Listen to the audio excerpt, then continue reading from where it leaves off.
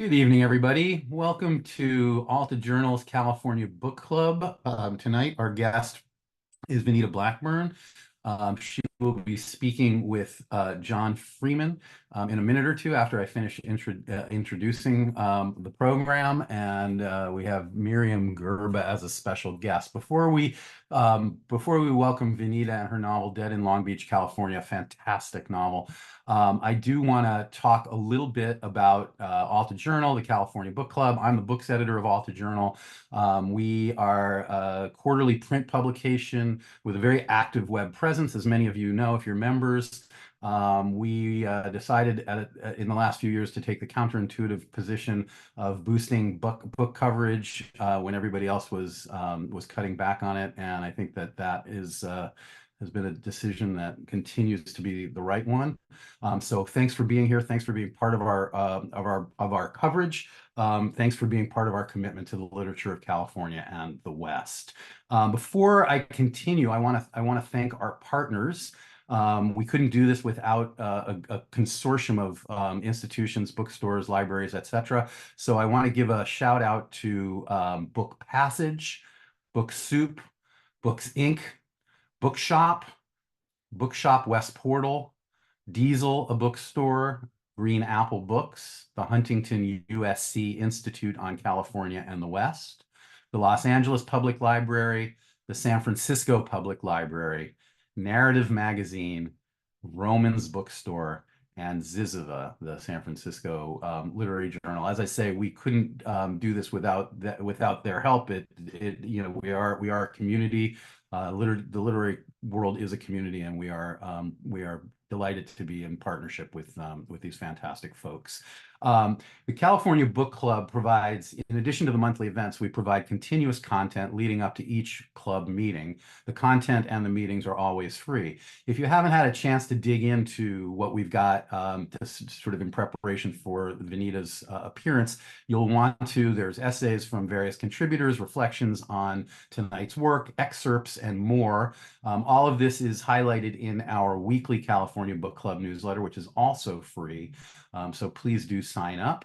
And I also want to make sure everybody knows that every California Book Club episode we've ever done, going back to October of 2020, can be viewed in its entirety or in their entirety on our website. So please check them out. So how can you support this work we do, bringing in-depth articles, essays, and interviews with authors to you? Well, there are a couple of options. You can simply join Alta as a digital member for $3 a month, or you can become an official member of Alta Journal, and for $50 a year, you will get 4 print issues of the quarterly Alta Journal, as well as our Altitude book, a collection of every cartoon that's appeared in the print issues of the first 5 years of Alta Journal. You can find out more about that at altaonline.com/join. Well, it's enough for me. I want to get us to the event as quickly as possible. It's a real thrill to welcome Venita Blackburn tonight. And to get this ball rolling, let me turn it over to my colleague, John Freeman. John.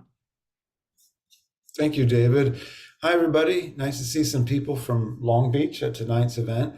When we started this club 4 years ago in the middle of the pandemic, I think we basically were hoping that we would put together some conversations with people about books that we loved, but we didn't want California to only be the state known as, and I know this is not the only way it's known, but as the inventor of sourdough bread and WD-40 and the Cobb salad and ice pops. Some other wonderful things have been invented there. And I would say one of the best things in the last 10 years are the stories of Venita Blackburn. If you're looking for something short and amazing, swift, funny, something that slides away from reality and expands it, you can go right away to How to Wrestle a Girl, or her other collection, Black Jesus and Other Superheroes. I think they're two of the most exciting collections that have been published in recent years. It's always very interesting when a short story writer writes a novel, but I don't think anyone could have expected this book, Dead in Long Beach, California, because it does so many things you want a novel to do.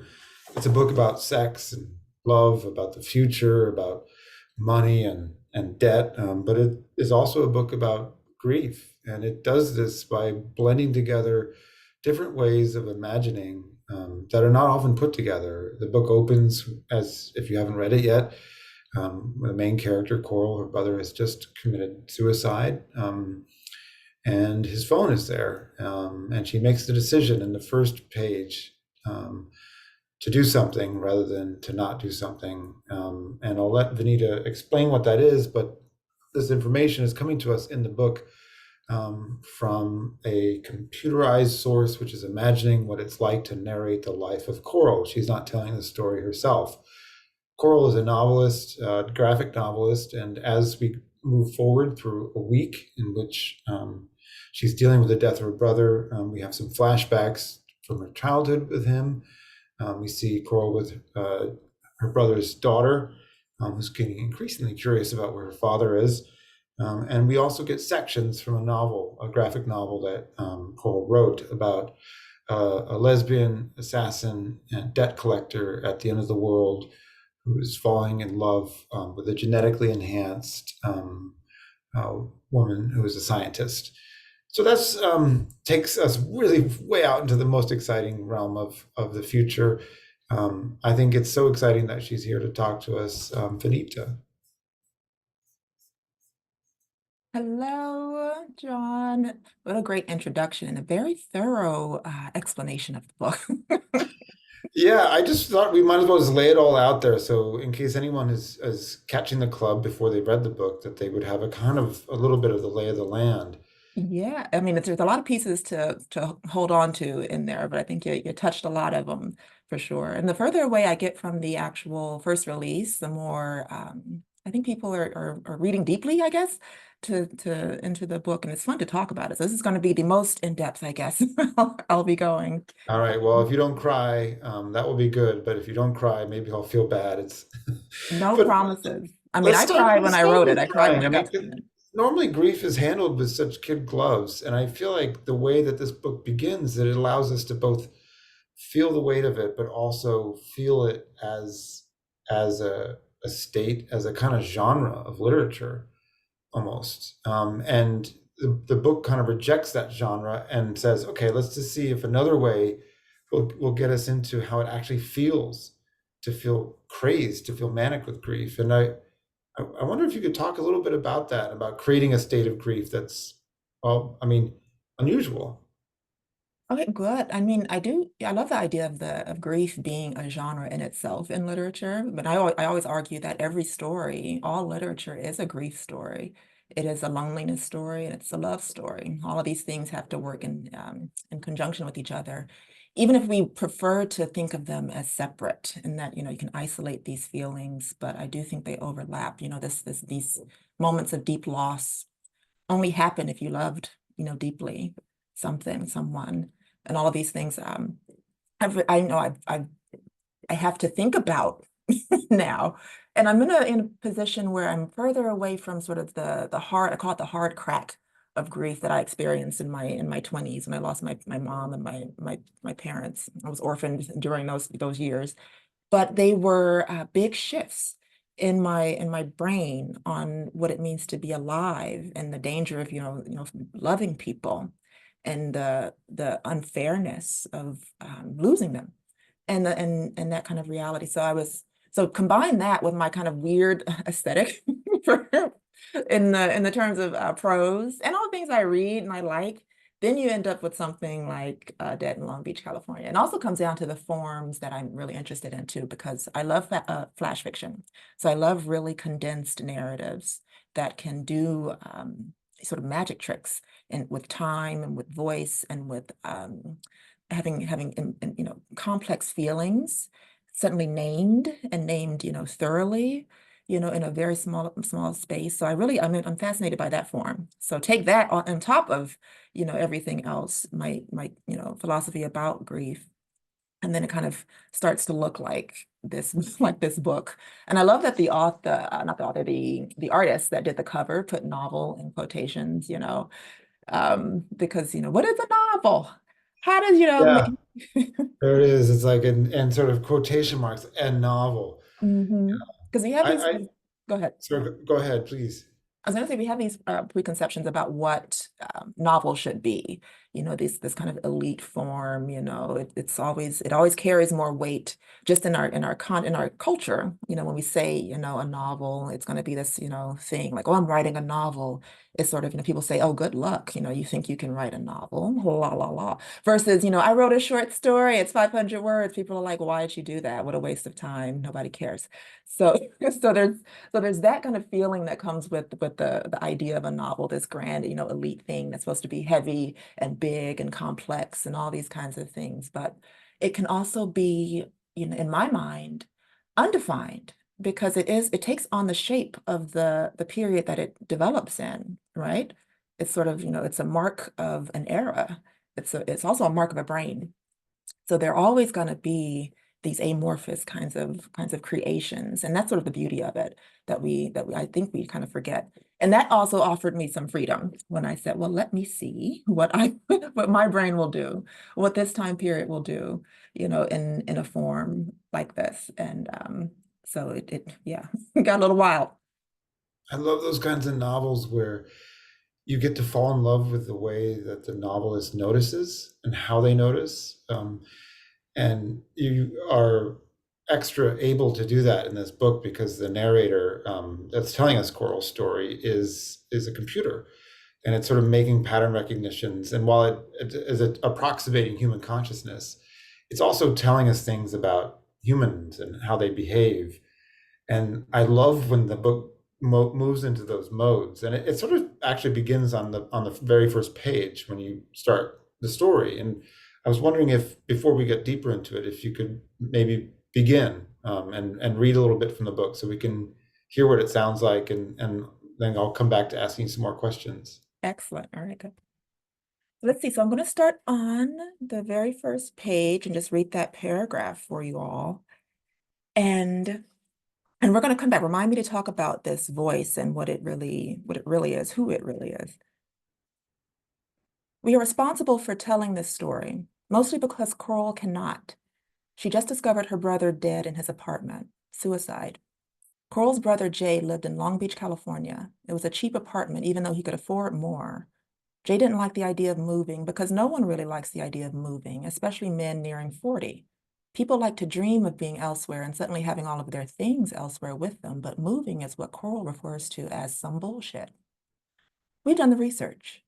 The apartment peeked out from between a row of houses and one other multi-unit building. Bougainvillea, gardenias, and other low water tolerant plants that add pops of color to lazy landscaping crawled along the facing. Long Beach was an oily, salty city, nicknamed Weird Beach by those not likely to fly a gay pride flag on their lawns anytime soon.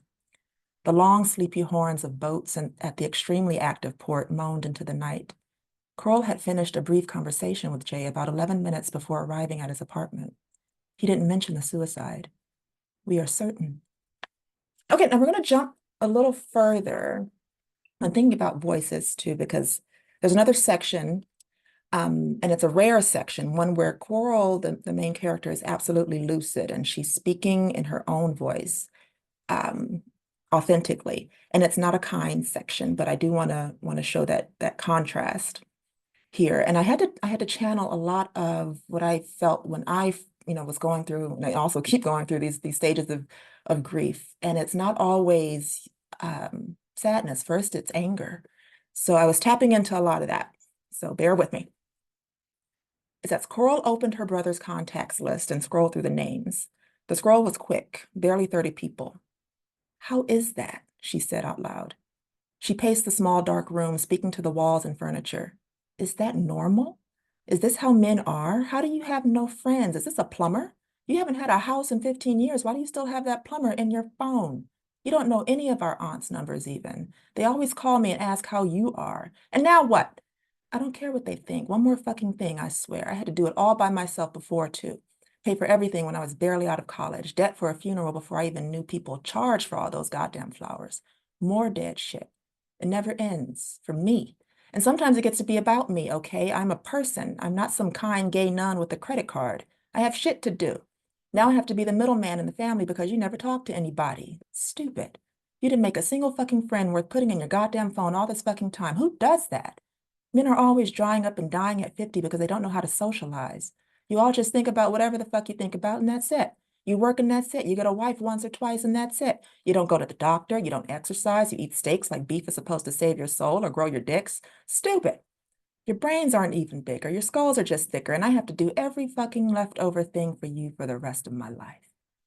Okay, I'll stop there for the for the sample on that note. And yeah, it's oh, you could ask me anything. What do you want? No, I want to talk to you about voice because there's so many. As a technician, a sort of magician of the small space, you can do so many things in a novel when you don't take space for granted, and one of them is to have different sounds of voices within a very small space and to sort of have them flow in and out. And this sort of lacuna that opens up, and her voice steps forward. It is so clear and so funny, and yet that's kind of not. There's not a lot more of her in the book in terms of directly that way. Not directly. And that's the trick too, right? Because technically the computerized, voice, the chorus for choral is it is her. It is actually her mind, finding a way to connect where she is so dissociated, from the moment. So even though it's technically, this outside, voice that knows everything, that can see, that can reach the ends, it's still her imagined, perspective. She created this for Wildfire, for the internal book. She made this in order to tell this hard kind of story, this fantasy story, this escape kind of story, which is perfect for this moment that she's embracing. So it's so no matter what, it's still a human. It's still a human narrative, but it's being given a privilege, I guess, in a certain way. And it's fascinating to watch her tell this story in that mode, as she's also telling a different story that doesn't necessarily have to do with what's happened on page one, but also tells us a lot about what she feels like she can fantasize about and how she projects herself into a fictional space or a version of herself. And I wonder how much you were intending for those two stories to interact. Wildfire, the story, the fiction that she has written, which runs through the book, which has a main character who's an unnamed assassin, debt collector, and Coral, who's in some ways come to the very end of a life, which is the end of debt. Yeah, On you owe page one. nothing. Yeah, that's good. The initial structure of the book was much different actually. So I'm learning that I'm an overwriter. Who knew? So the ratio was very much skewed. So there was much more Wildfire in the initial draft and far less of the present story. And then as I was reading, I realized that that is not where, the core is. And it was harder to write the present story than it was to write the fantasy story. And I realized why. It's because, all of the emotions and the heaviness and the true grief and the feeling is concentrated there. And I always tell my students too, you got to go to the sacred places. You got to go to the things that are hard. You have to tell that story that's nagging you, the one that you might be, purposefully avoiding for a lot of reasons, for a lot of good reasons, and sometimes just a lot of lazy reasons or cowardly reasons. That's probably where the story is. And that's when I realized, okay, let me reduce. So I took a lot of pages off. So it was like, 10,000 words of Wildfire that I had to cut because it was not where the story needed to connect. And then I began to, expand deeper into the present story, which allowed me to do something with memory that I wasn't doing before. So that was also really a good kind of, healthy way to tell a narrative. You have to have a good relationship with past, present, and future in your structure. Your characters don't. They can be broken. They tend to, most people don't have a good relationship with their past and present and future. They're either stuck in their present. They're very, give me the things that feel good, give me all whatever. They're sugar people. They just want things that taste good and make them feel good in the moment. But it's bad for them ultimately. And they're also blocking off some things that might have been really hard in their past. So it's not healthy generally. And so you can have those people in your story. So Coral is clearly not a healthy person. So she's there, but the narrative itself has to have a better relationship with her past and what the future might be, and also the hard crack of the present moment.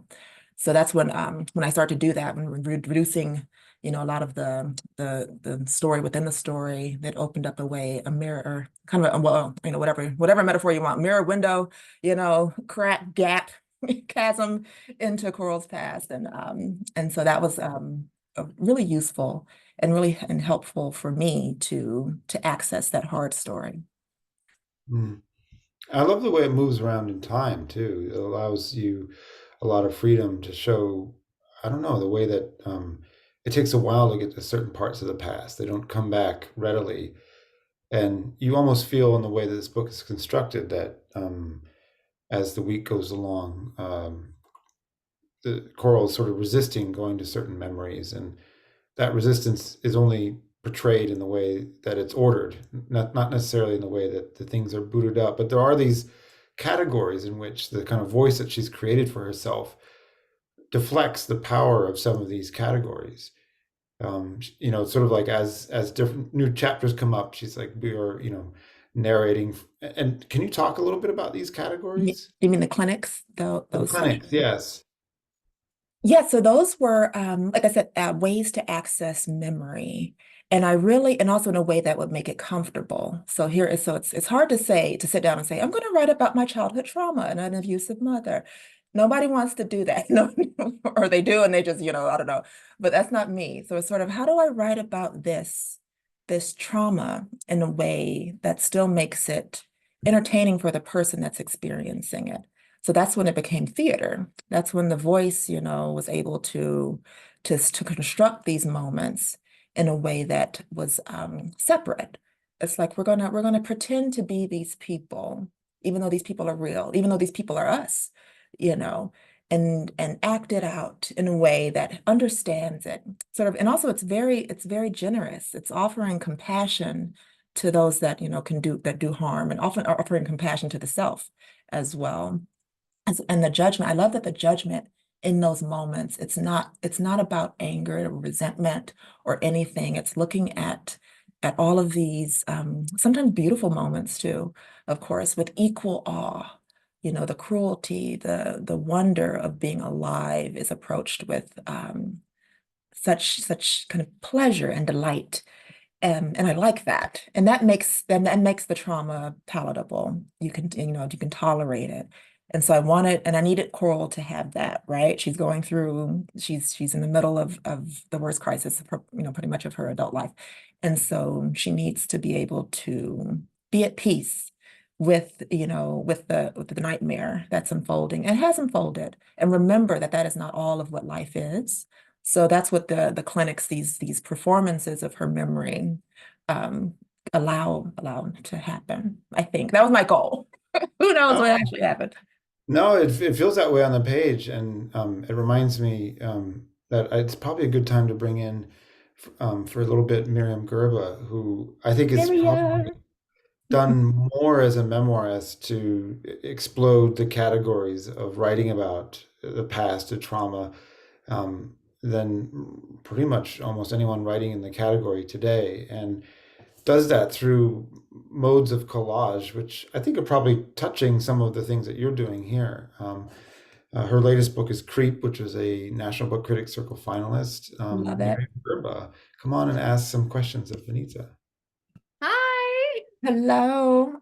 I'm so And excited. I'm excited. You know, I love Creep. I just I have it on the table now, and my wife was looking at it. She was like, "What is this?" You know, and she's like, "Is this me? I feel seen." She's reading some of it. Like, yeah. Oh, I love that. Thank you so much. I have your book right here. I love it. I loved reading it so much, and um I'm so happy that you chose to read that introductory paragraph, because that paragraph to me kind of captures what I think of and what is sort of widely identified as the Long Beach Sound. Yeah. Long Beach is a community that isn't necessarily known for its literary output, but it is so strongly associated with music. And there's so many different sounds that are specific to Long Beach. And rarely do I perceive that sound emanating from the page. And your novel does that. Your novel manages to emit that. And so I appreciate it. that's one of the pleasures of reading the book. And I love that Long Beach is described as an oily, salty city nicknamed Weird Beach. And I remember that when I first moved to Long Beach, the nickname that I learned for it was Wrong Beach. Oh, yeah. That was one of my favorites. Oh, you live in Wrong Beach. And I was like, oh, I like this. Like, Yeah, that one's sassy. You know, you can own that one. exactly. And then the other aspect of this book that was appealing to me is the element of grief and the elements of mourning that are incorporated into it. Because for me, Long Beach has also been sort of like a mortuary site. Mm. And it's been that across my lifespan, because Long Beach is the first place where I attended a funeral. Oh. And so for me, my introduction to death was set in Long Beach. And so when I saw this title, I was like, oh, Yeah. a novel that appeals to like my personal history, but also like my sensibilities. Mm. Um, and I wanted to talk to you more about that notion of voice and that notion of sound. And Long Beach is a community that is known for its polyphonic sound. And I'm curious about how you think that you pulled off this feat of translating that musicality onto the page. What do you think? How do you think that was accomplished? What went into that sort of alchemy? I'm curious. I love that analysis of it. I wasn't really thinking about the music so much as the sensory details of Long Beach, because it is very much, you know, that, you know, it has a smell, it has a Yeah. sound for sure. And I grew up in Compton, so it's one of those tangential kind of cities. So I know Yes. Compton very well, and we would have family in Long Beach, so I would go in and out, you know, and that kind of thing. And I still have friends that live in Redondo Beach. All the beach cities are kind of, you know, Yes. part of my world, you know, Yes. that I'm constantly invested in. So I know the feeling of my body in those spaces. So Mhm. that's pretty much where I was trying to remember and channel that when thinking about it. And in terms of loss, you know, I mean, I grew up in Southern California. The big losses happen there for the most part. And there's always this place that is home in a way, even though I don't live there anymore. But when I think about home, it does look a lot like that, you know, part of my life. Even though I'm growing my home now here in Fresno, and it's still weird. If you know Fresno, we can talk about it. But it's definitely becoming more home. But the mind, the memory of those places, of the textures, of the feel of the air of night, Mhm. also just sort of the bend of the streets and all of that kind of thing, and looking out, you know, from one area to the sort of this urban kind of world into the next area, you can see the ocean, and then you can, you know, there's just everything is very concrete and kind of, you know, a little bit hard, but also a little bit soft, and definitely feel salty. So Absolutely. so Right? all of those And places. like for me, the salty reminder is the ubiquity of seagulls. Like Mhm. regardless of where you are in Long Beach, there is a seagull watching you. You know? Yeah, that's the haunting of the birds, the desperate birds, you know, they're just out there. Yeah. Exactly. And you see them eating the strangest things. I mean, my favorite is to see a seagull eating chicken, but Oh yeah. that's just my penchant for cannibalistic animals. But Yeah, they'll eat each other. They'll, you know, bird fights were not were not uncommon. exactly. And Long Beach also has a haunted quality to Yeah. it. And I think you're sort of touching on that when you describe its sights and sounds, its saltiness, like salt Salt is a preservative. Salt was used to embalm. Um, and Long Beach was, well, not Long Beach itself, but near Long Beach, there were salt flats. So that Okay. was specifically a place where salt was harvested. And I think children were at one point in time taken on field trips to the salt flats, which were out towards San That Pedro. sounds familiar. I think I passed by the big hills. That was all. Yeah, I remember. I actually do. That is. I haven't thought about that in a long time. That is a thing. Yes. So I'm Yeah, and listening so and I was, asking, like, what is that, sand or something? Just kind of- yeah. So I was thinking about Long Beach as like a mortuary site, as a funerary site, as a site of grief. And Long Beach is also the first community where I encountered the phenomena of the funeral car wash.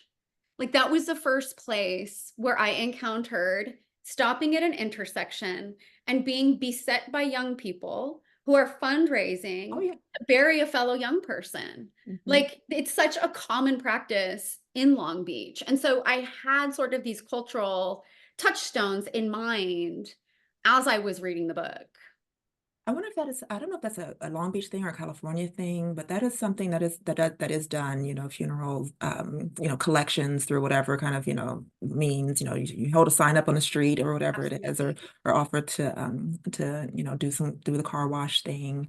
But yeah, that does absolutely feel like that area. One other thing too about Long Beach is that it's not that big in the grand scheme of things. So, and a lot of the story is just sort of this branch off into LA, into Compton, into Long Beach, and because they're all kind of connected in this little. All the way down to Morongo, right? Don't we go to Oh yeah, Morongo Casino? she I does was go to just the like, casino. we're going into the desert. Yes. We're gonna go to Cabazon and see the dinosaurs. Like, No, I'm telling you that these are my worlds, right. and we're kind of, going through all of these areas that are kind of, spread out, but they're still they're connected to this moment, to this character's life, and also this particular unique region. So I was kind of just sort of thinking about that too, as kind of the map of this place. Absolutely. And then another thing that I thought about was, I think very early in the novel, there is like a passing mention of Santeria, Mhm.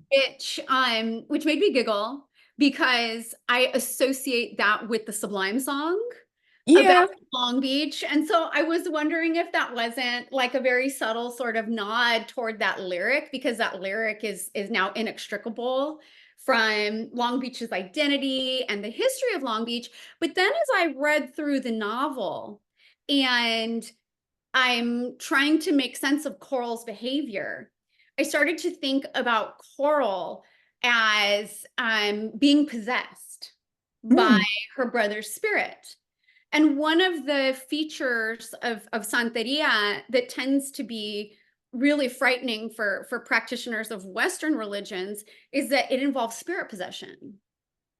That's one of its defining characteristics. And so I started to think about Coral's performance as sort of a medium, Yeah. and her interactions with all of these figures who are involved in her brother's life as this act of mediumship. No, I like that. I wasn't thinking about the lyric, but that makes sense. It's just, it's serendipitous or sublime. I was all connecting in there, but I am really fascinated by religious practices around death and grief.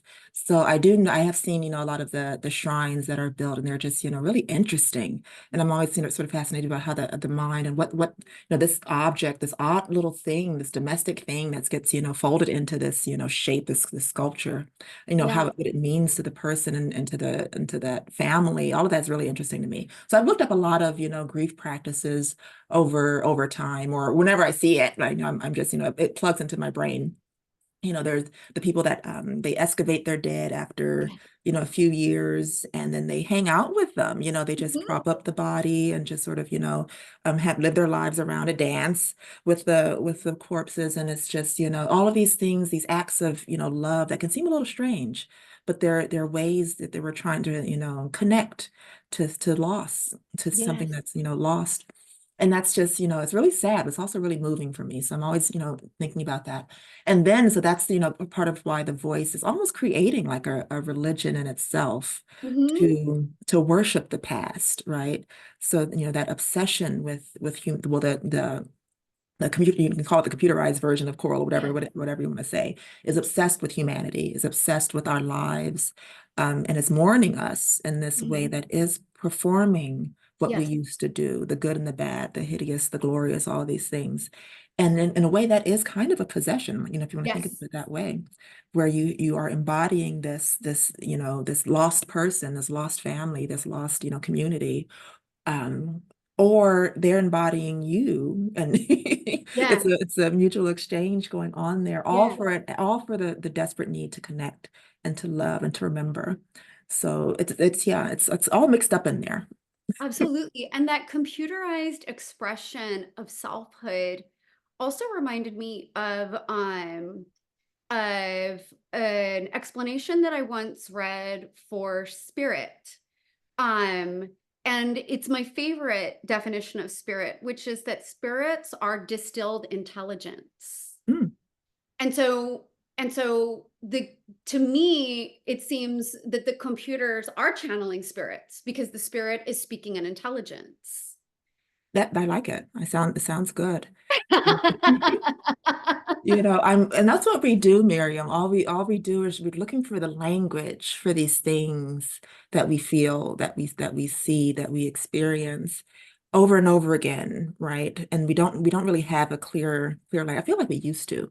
I do feel like a lot of it is just lost, for through time, through whatever, through nations, through these imaginary structures that we build up around ourselves that end up pushing out a lot of our history. So I feel like we may have lost the language for all of these things. So we're always trying to excavate it out and figure Yeah, out, how to name this, this um, way of being, way of seeing what we feel. absolutely. And then what we can't excavate, I think we're sort of driven to invent, right? Like we're driven Mhm. to invent language to fill in these linguistic gaps that are kind of crying out for words. Um, what was I Yeah, I'm gonna say? reading. I'm reading Parable of the Sower right now for Octavia Butler. I know you're a fan too. Oh my God, it's like you're reading my mind because I was going to ask you Yeah, yeah. about that next. My next question was going to be about the relationship of Dead in Long Beach with other Afrofuturist works. No, I've never actually read Parable of the Sower in its entirety, just sort of excerpts of it. I've read, the standalone books like Kindred. So I Mhm. was familiar. And I know Octavia Butler, definitely one of my literary, heroes in the Yeah. list of the juggernauts, as I call them, like Toni Morrison and James Baldwin, all of those are their, the ancestors for sure. But this one, now that I read it, it's so terrifying, but I get it completely in Yes. terms of this girl, this young Black girl at the, in the future, in this dystopian world that looks just like our own world, and figuring it all out, seeing the avenues that will lead to nowhere, to suffering, to isolation, to the end of themselves, the end of her communities, and then having to create a religion in Yes. order to process it, in order to find her own escape, which is upward into the cosmos. And it's so beautiful. And It's so, gorgeous. Yeah. right, yeah. And I'm like, yes, these are my people. Yes. And then when I think about like art manifestations of the kind of like Afrofuturist work that Octavia Butler did so beautifully, I think of Noah Purifoy's installations in the desert as Okay, I don't sort know of these. like a landscape where those sorts of stories could be enacted. I love it. That's good. Have you visited his installations? Not at all. Where are these? Oh my God. So these are out in the desert by Joshua Tree. Noah Okay, Purifoy built like these installation landscapes that were rather like the Watts Towers. And really? they look incredibly dystopian. And they're absolutely gorgeous and they're made of scavenged materials. Wow. Okay, Yeah. that's on my next Okay. excursion. If I can get these kittens adopted, we'll talk about that later. Okay. Yeah, so I love Purifoy's work, and he's like his work is sort of another touchstone for me when it comes to Afrofuturists in California. And about a year ago, I relocated from Long Beach to Pasadena, and Mhm. I live like right on the border of Pasadena and Altadena. Like I can have Okay. one foot in each community, and Octavia Butler is buried here. Yeah. And so I almost feel like the soil is blessed here because because her bones are here, and like my neighborhood bookstore is called Octavia's Bookshelf. And so Yes. That's a it cool feels story too. like, yeah, so her spirit, like I feel like her spirit governs Pasadena and Altadena. I love it. And also, yeah, in terms of California writers, Butler understood California, I think. Hell yes. And in the way that's just, it seems psychic, it seems prescient, of course, but it's also just this was there, and I always Mhm. argue too that the apocalypse is right now for a lot of people. They're already at the end of the world. And and that's part of what the book was, considering, that they're going to be the wealthy that have everything. They're trying to insulate themselves. And it's an illusion in itself too. It just creates more suffering and all of that. And there are those that are already at the bottom. And she's writing, tangentially to them. She's writing from that perspective of being close to the end or already there. And just and then where do you go from that point? And I think that is the nature of California, because you get it all. You get the extremes for sure in this state. I mean, of course, it's huge. The vastness Yes. of it for sure is going to cover all of that. But you get the extremes of the financial states, the mental states, the spiritual states. You get all of that going on here, and especially in this particular region too that we're kind of thinking about too, the Southern California area. Because So, you have such an amazing concentration and density of population. mhm, It's inevitable given how many of us have to live here side by side. absolutely. Um, no, I also, did you want to mention the kittens? We had talked about the kittens in the green room. I will make this announcement. So I have two very cute kittens that were born under my house, and if anyone here in the chat wants them, please let me know. We need to make sure that these kittens are guaranteed a blessed future. Yes, Speaking they're of the all future. And so they are very spoiled. They are, I don't even know how to feed them. I just feed them all the time and just sort of, and they're, they can't run around freely. They need their own space. And my dog wants to eat them. He's a terrier and he's got plans. So anyone that wants them, I want to get them adopted together. It's supposed to be a great thing to have more than one cat. So Miriam, you probably need another one. Anyway. John, do you have any cats? I don't. I wish I could, but I'm allergic. But Me this too. would make me so happy if the California Book Club became, because some of your novel takes place at a no-kill shelter, That's um, true. a kind of shelter slash homemaking device for animals who need home. So please, someone text in, and add two living creatures to your home. I I'm would going to bring love it. Miriam back in a little bit. Thank you so much. That was really just utterly fantastic, because we moved from installation visual art to the Long Beach to the senses that this book evokes. Um, and I want to bring up, because you brought in Octavia Butler and her ability to glimpse the future and where it was headed, where it already was. It, Mhm. Towards the end of the book, you have this amazing line that I think deals with both the book's narrative strategy, but also what's the psychological topography of the book. Mhm. And it's avoidance is a powerful drug. And with her teeth unbrushed, Coral secured a date the next morning for tea that ended up being at an off-brand Long Beach no-kill shelter. And that's sort of the typical Blackburn style, which is to drop a bomb on you and then sort of move you along swiftly in this sort of amazing scene making. But I do think let's talk a little bit about avoidance, because it touches on so much of what you just said about in unsustainability of the world that we've made, and how so much of labor is producing so much of wealth for such a small amount of people, and it's creating so much destruction. And that is very much the backdrop that's pressing right into this book. And can you talk a little bit about that and how it sort of informs, Coral's state of mind and the texture of her grief? Yeah, and a lot of that has to do with probably my own philosophy, just sort of observing the world. It might be very similar to what Octavia Butler, saw and did, or not, completely different, I don't know. But I do see um, the nature of people where we know there's a problem, but it's hard. And so we'll not try to fix it.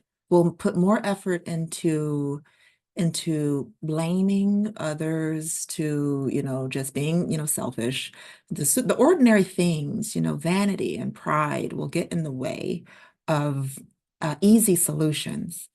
And we'll work so hard to justify these acts. And we'll do that as we walk into oblivion, and this seems like, well, we also have this tendency to correct. And what's really fascinating to me is that they're so close. You're always on the edge of salvation and destruction, I think, as a species collectively. It's sort of where my observations go, where, one choice will tilt you in one direction for a long time, and then or the other. And at the same time, it's all happening. Your salvation, your destruction is still continuous throughout. Like I said, the apocalypse is right now for a lot of people. They are at their edge, and there's nothing left to take from them. So, and then they're at the same time, you have the other extreme. And that seems to be pretty consistent from one time period to another. It just depends on where you zoom in and where you zoom out, I guess, on an entire species of us. But I don't know how long that's going to be sustainable for all of us. I have a feeling that, we will just keep going on like this, that we are not going to truly destroy the ourselves and the world, but we'll keep going to make a lot of changes that might hurt for a long time, and then it'll get much better for a long time, depending on who you are and if you're lucky to be born in one side or the other at any given point. So I think that's part of my philosophy about grief, about life, about being alive, that, there is hurt and there is beauty everywhere. And we get to choose. You're just always close to it. See where are you gonna tilt? And sometimes your choices will be the way that affect you. Sometimes you have no choice. And that's the hardest part, but sometimes you're right there. And you still have to remember that being alive in total is not just the hurt. It's going to be everything else too. And I feel like that's part of what the structure is doing with the voice. But I thought it was interesting that you said this whatever you called it, the Blackburn whatever tendency or habit to drop a bomb, a little bit of little poke of judgment, and then kind of leave it with some levity. I feel like that is my instinct too, because if you're gonna tell a joke, it has to have something serious going on with it. Otherwise, it doesn't matter. you know so I feel like the best humor is the most tragic. Oh, I mean, here's another example, because while Miriam was speaking, I remembered how much this book is constantly touching you. You're touching your skin, awakening your senses, and a little bit earlier from where I just mentioned. Um, Coral has this memory where she's thinking about going to Christmas in Compton with her family. Her whole family's there. And you write, Christmas in Compton did not smell of pine or cinnamon, but barbecue grills and faint ocean air if the wind blew hard enough.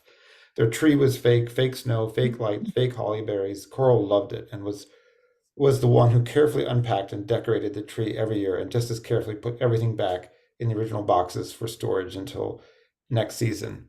And then the first line of the next graph, their father's heart was working at 25%, and he hadn't told anyone. Yeah. And it's like this, the nesting of the kind of coming apocalypse that you don't see, with the comfort and love that you kind of can curate, is constantly shaping and reshaping across this book. And I brought up avoidance because I sort of saw that as a kind of metafictional thought process, which is, are we, learning to entertain and avoid our way out of dealing with reality, or does that even matter? Is that just simply the strategy in which we live now, because we're also sort of versed in telling stories and being part of narratives, and trying to extricate ourselves from narratives by changing the story that we tell about ourselves or that we tell about the world. But ultimately, it seems like a lot of these stories come back to love, to the irreplaceable nature of it. And I guess I want to talk about this as a potential love story, Yeah. because it is the heart of the futuristic part of this book.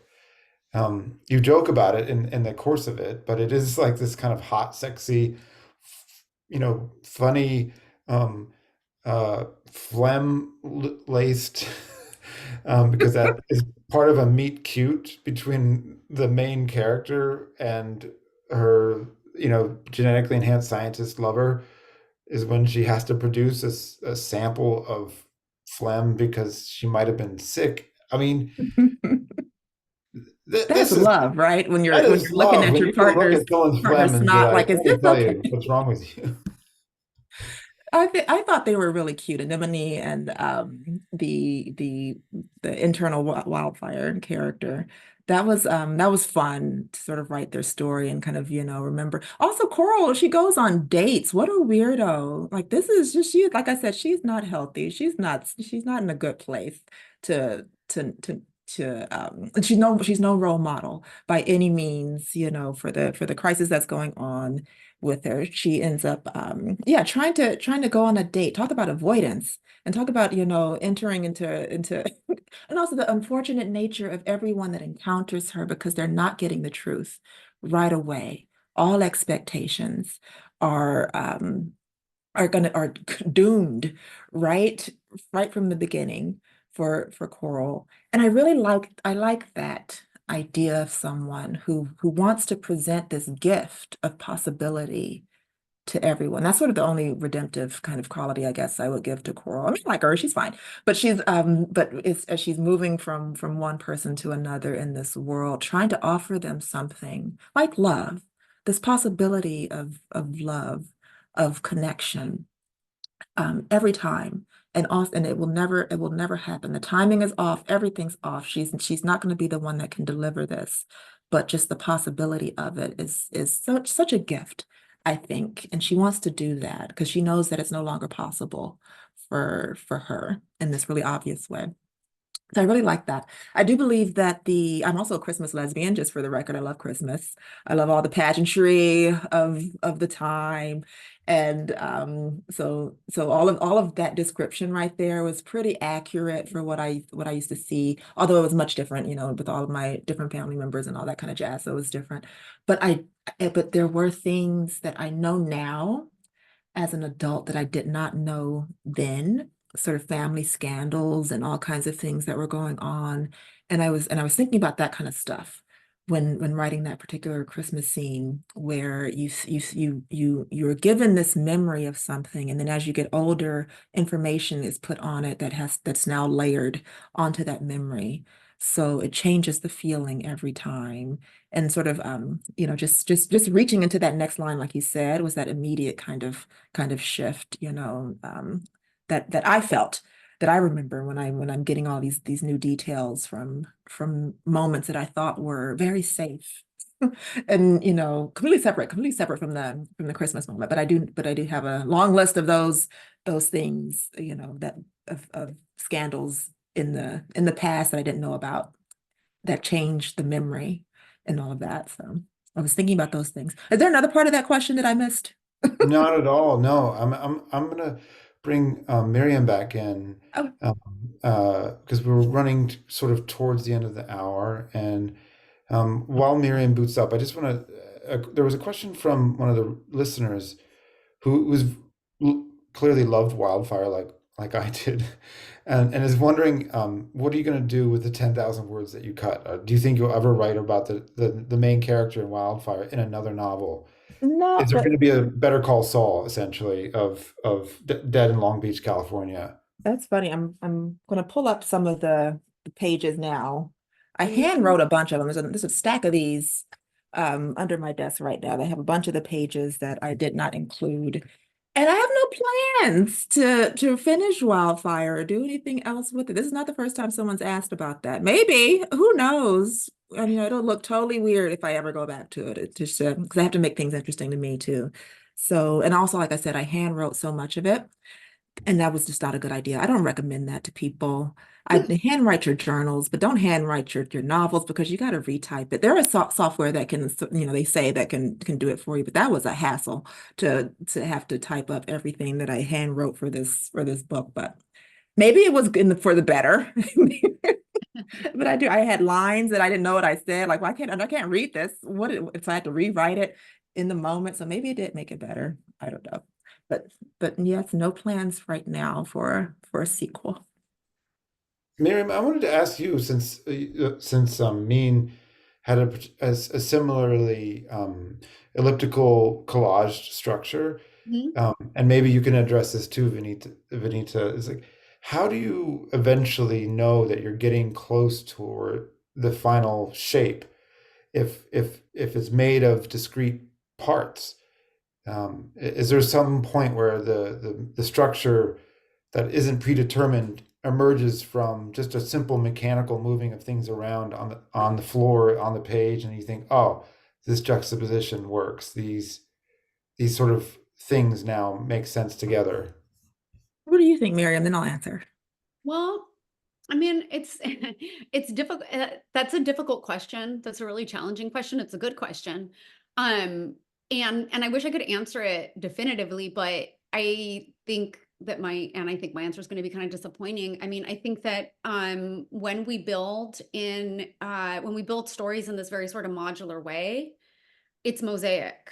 And so as you create mosaic, you step back and you see the accumulation and the accretion and you see the picture emerging, right? And so we're relating to words and ideas in the way that one would engage with tesserae, right? And assembling a mosaic of sorts. And then there's also a lot of intuition at play. Like for me, it's a matter of getting what I call a just right feeling or an aha feeling. And then I know, like once I have that feeling. And so knowing that something is close to being completed or that it is completed is like an embodied experience for me. I feel it somewhere in my body. Typically it's like in my gut, like in my abdomen somewhere, I'll get a sensation that it's ready. How about you, Venita? I can agree with that feeling. I'll talk about the structure too, because I have a more practical kind of approach probably, but for that feeling of whether it's done or not, it is sensory based, It's also just from one line to another. I'll know if it's not working for me just on how it sounds, how it feels, how it makes me. Do I get the chills yet? Do I get that chill of, understanding or kind of, that magic kind of, moment going from one line to the next, or is it kind of dragging still as I'm reading it? So all of those things will let me know if it's done. See, I have a story that looks pretty good. It's got all the technical, boxes checked, but it's not singing for me yet. So I'll have to wait and keep moving things around. And sometimes just a half a sentence, here or in another kind of unifying moment up there makes it get that feeling from it, So what you're saying about the sound is really important to me too, because I read all of my work aloud to myself in order to determine whether or not I've like mastered a rhythm, but I'm not necessarily even sure what that rhythm is until I hear it. And then once I hear it, I can sort of assess the music. And then once the music sounds right, then I can move forward. So in that sense, it does feel like composing. It does. It really does. So I agree completely. Now, in terms of the structure, though, of the book, and this was one of the I wrote a novel before, and let me tell this horror story really fast. So I wrote a novel for my thesis, in my faith thesis, and it was terrible. So I reduced it down to 4 pages and then published it as a short story. So I know what it's like to write a lot of pages, and just for that sake. But I also, going into another novel, it was very daunting. I've only been doing short stories, for years and years and years. So thinking about, I can't see the edges, when you're in a book that big, Yeah. it's not as comfortable with a 700 word story or a 3,000 word story. You can see the edges right away. You know where you're going, where you've been.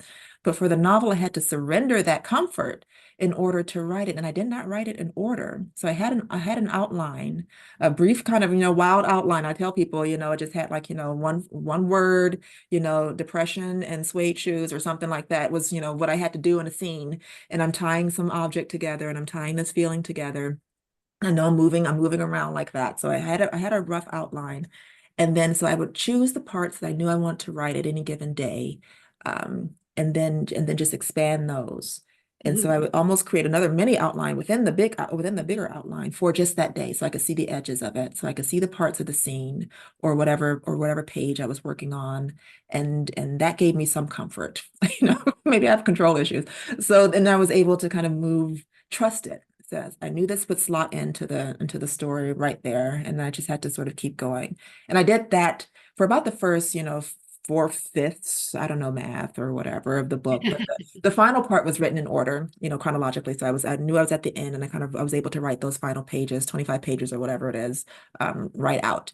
And it was those were the hardest pages to do, though. They were most emotionally taxing, I think, out of the whole book. But I kind of knew what I was doing right there, so I was able to keep going in a line without having to comfort myself at that point with any kind of structural tricks. But yeah, sometimes it does come down to that feeling in the body, that instinct, that connection of the brain, the intellect to the spirit, or whatever you want to call it, that you can perceive as you read the work and reread the work, and then you'll know sort of at that point. This is a good time to ask a question that also popped up, and it could relate to some of your work too, Myriam, or some thoughts you have about this particular novel. Is A. Cooper asks, would you be open to a film adaptation of the novel? Me?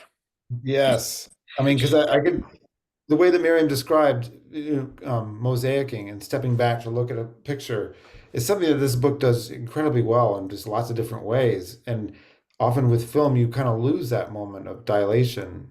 Not all the time, but you could end up with a noir film called Dead in Long Beach. That's funny. I'm open. Write me a check. Talk to me. There's always whispers and murmurs. There are whispers and murmurs in the air about, film rights and things for this book, and I'll believe it when I see it. And so that's my approach to it. I really do think it would be challenging to translate into film 100%. But I think a lot of it would translate fairly well, cinematically. But there are some companies right now that are doing great stuff, like A24. I really like what they do right now. So they might be able to kind of get the weirdness going for this one, but no. I think it would make an amazing film. And one of the aspects of Long Beach that really tickled me, especially when I was working in the schools, was how frequently Long Beach masquerades as other cities in cinema and also on the small screen, because it's inexpensive to film in Long Beach, and so Long Beach becomes Miami over and over and over again. So for example, when I taught at various high schools, CSI Miami would be filmed there, and then Dexter would be filmed there too. And then there was a bar that I used to go to, where HBO filmed True Blood. Really? And so I remember I once wrote a short story about Long Beach as a sex worker embodying whatever clients want it to be. Love it. Thank you. But I feel sort of like Long Beach would be a sex worker, just for the record. As a city, yes. I feel like in Dead in Long Beach, some of that sort of cheeky spirit exists, in the sense that Coral kind of shapeshifts and becomes this other person, in the same way that Long Beach is really adept at becoming whatever it is that residents or visitors want, you know. Alex's bar, that's it, Alex's bar. Somebody just entered into the chat, yeah. Nice. No, I believe it. No, I haven't never thought of it that way, but I don't know the research of, what's going on in the film world. But yeah, it's for sure Coral is that kind of person who is trying to adapt and offer this kind of gift to people about what she perceives that they need in the moment. And is willing to hand it over and willing to lie and willing to sort of, like you said, shapeshift as necessary. That's really cool. So I love that essay idea.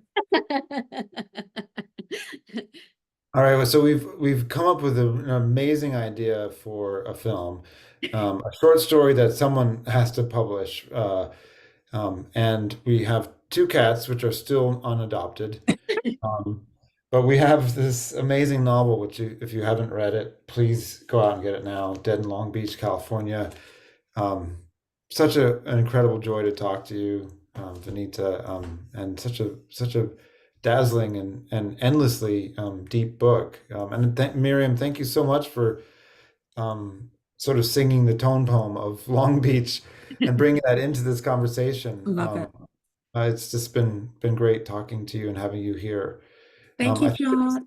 Oh, you're welcome. I think at Thank this point, you. This was Blaze or phenomenal. David has to come on and walk us out. But thank you everyone else for coming. Thank you all. And I will say it was a great conversation and exhilarating, and I appreciate all of you, John, Venita, Myriam, and I want to remind everybody that this interview was recorded and will be up at californiabookclub.com very, very quickly. I'd like to remind you also, everyone, to be here next month when California Book Club will be hosting Helena Maria Viramontes for her novel Under the Feet of Jesus. And a last reminder to get the Alta membership at altaonline.com/join, or again, the $3 digital membership. There will be a 2-minute survey that will pop up as soon as this event ends. Take care, stay safe. See you all next month. Have a very good night. Thanks for being here.